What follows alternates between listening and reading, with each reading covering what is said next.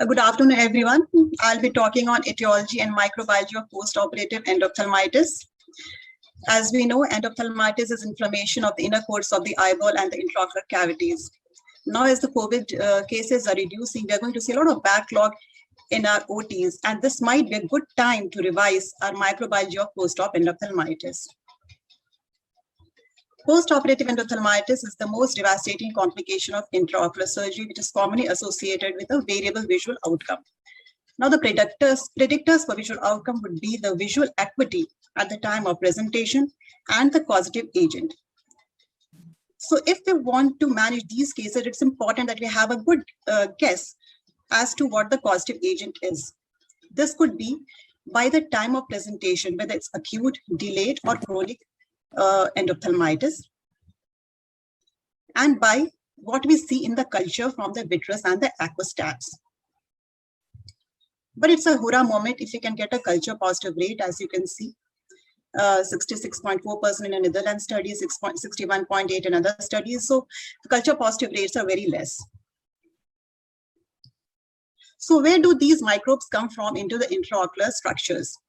So many reports have suggested that it comes from the ocular surface, from the conjunctival cul-de-sac, from the ocular surface, and then from the adnexa. Now, one study said that they found 81.5% of the patients who had been put up for surgery in 200 eyes had a positive bacterial growth, out of which 49.4% was P. acnes, 24.7% was Coagulase negative staph, 4.3% was Staph aureus. A lot of MRSA was also found. So we are also in pediatric cases. So how does the bacterial flora in the conjunctival sac differ in adults and children? So in children, we have lesser number of species which are found, plus we have more streptococci which is seen in them, in the bacterial flora. Now, the most common cause of post-operative endophthalmitis is post-cataract surgery endophthalmitis. 90% of all the cases of post-op endophthalmitis that we see, simply because that's the most important, that's the most popular surgery that we're doing, the most common surgery rather. So what is the incidence of post-cataract surgery endophthalmitis? Now, in one study, it was 0.09%. In another study by Taban et al., it was 0.128% from 1963 to 2003, and thereafter it increased to 0.29% after the surgeon switched over to cell-sealing clear corneal incisions from sclerocorneal incisions, which had a lesser incidence. And then another study from University of Utah found that the rate of post-op endop from 1997 to 2003 was 0.19%, and this further dropped to 0.056% following the adoption of fourth-generation fluoroquinolones. So what does the endophthalmitis vitrectomy study say? Now, this forms the background of how we manage our cases of post-op endophthalmitis. Though this was done after in acute endophthalmitis post-cataract surgery, we have sort of extrapolated the results to cover almost all the surgeries that we're doing in ophthalmology. In this study, the culture results showed 69% with confirmed bacterial growth, 18% with no growth, and 13% with, can't read it. So most of the cases were gram-positive organisms. 70% of the isolates were gram-positive, Coagulase negative staph, and gram-negative species were seen in 5.9% of cases only, and no fungi, probably because this was acute endophthalmitis. So what does the literature from India say, and how is it different from what the EVS told us?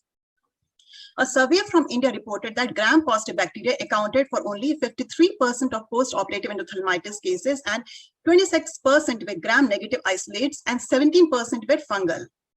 Plus, evidence suggested that we had a rising trend of MRSA ocular infections overall, plus also as a percentage of all Staph aureus infections.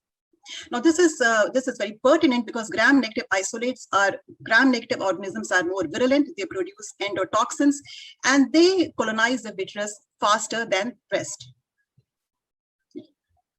Now, this is another study where from India, where of the culture positive cases, 60% was nocardia. So India is a huge country, and we do get different microbes from different areas involved in post-op endophthalmitis, and it's important that we keep all this in mind. Now, this was another study which was published in IGO. Again here, this was in post-operative endophthalmitis cases, and here also the overall most common organism was the gram-negative bacilli, which was causing post-endophthalmitis, and amongst them it was Pseudomonas aeruginosa, which was the more common organism, plus overall also first time, as they said, it was Pseudomonas which was the overwhelmingly most common organism overall. Now, this is another study from the western part of the country, which sort of mimics the western data, where gram-positive organisms were predominant and gram-negative organisms were lesser in number, with E. coli being the predominant gram-negative organism. So what are the concerns regarding post-cataract surgery endophthalmitis? Now, in one study, Major et al. Had found from 1995 to 2008, that MRSA accounted for 44% of post-cataract surgery endophthalmitis, though in a similar time before, they had not found a single case. So from no case at around 1992 to 44% of post-cataract endophthalmitis in 1995 through 2008, that was a big jump. And another point of concern, that a significant proportion of Staph aureus cases were resistant not only to methicillin, but also to commonly used fourth generation fluoroquinolones, which we use a lot and on which we depend a lot. So that was what cataract surgery. What about instance of endophthalmitis, other intraocular surgeries? This is one study where they found 0.5% endophthalmitis post-cataract surgery and 0.3% post-PK and 0.018% following other intraocular surgeries. I'll be dealing with them one by one. Endophthalmitis post-pars plana vitrectomy. Now, this was one huge study done in Shankar Nethralaya, and where they analyzed more than 1 lakh post-pars plana vitrectomies which had been done, and they analyzed the endophthalmitis cases that they had got there, and they found that gram-negative cases were predominant as compared to gram-positive. Plus, they found that patients where tamponade had not been used had greater incidence of endophthalmitis than ones where they were used.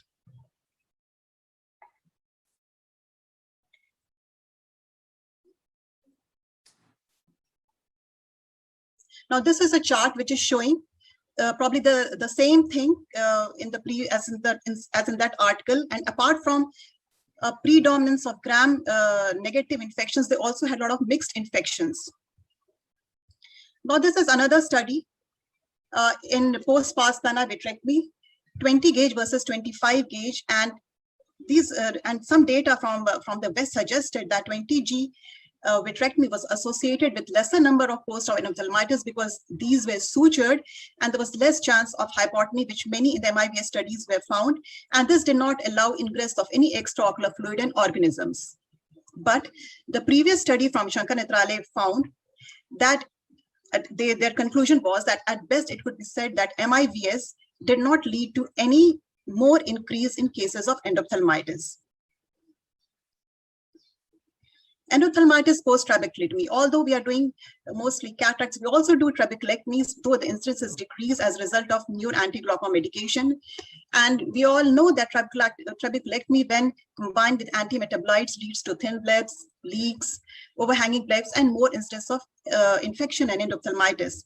Now, what does the data say? The collaborative bleb-related infection incidence and treatment prospect.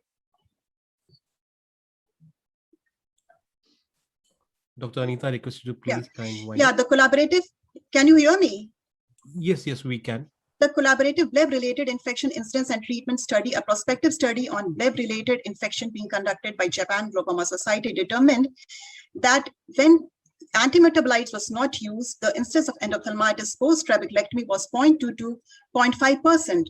And if adjunctive mitomycin C was used, it was 1.5 plus minus 0.6% at a 2.5-year follow-up.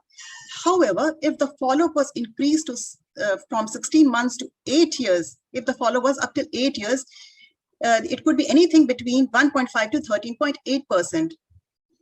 And with the use of 5-FU also, there was some similar incidence of endophthalmitis, 1.9 to 13% when there was a follow-up till 12 years. So what is the microbiology of post-trabeculectomy endophthalmitis? Now, this study said that streptococci was the most common organism in acute endophthalmitis, and both streptococcus and Haemophilus influenzae in delayed endophthalmitis. In addition to H. influenzae, they also found gram-negative in few cases. Now, this is another study where the dominating etiology was staph and streptococci. Again, another study. What is happening? Again, another study where Doctor, It's time's up. It is a buzzer. Yeah. Okay. now endophthalmitis post GDD, post the glaucoma drainage device, also the organisms found was similar to that which was found post cataract surgery. That is basically coagulase negative staph. Post intravitreal ventral anti-VEGF also the majority was associated with coagulase negative staph, and 75% of post-injection cases had positive results. And this accounted for almost 8.5% of the total cases of endophthalmitis post-surgery. Now, in another study, post-anti-VEGF, streptococca was the most common organism seen in Western studies, probably as a result of this being outdoor procedure and masks being not used. Endophthalmitis post-PK also showed most common organism to be the gram-positive cocci, and they also had a lot of more than 10% of fungal cases where Candida was the predominant organism. So what does the text say?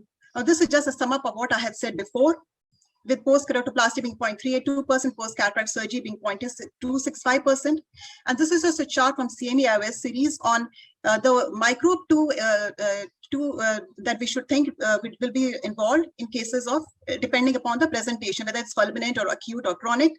And just to conclude, post-op endophthalmitis is a life-threatening condition. It's important to identify the causative organism. Microbiological analysis of intraocular fluid and knowledge of geographic area helps in starting therapy. MRS endophthalmitis is rising. Atypical bacteria and polymicrobial infections are increasingly being isolated.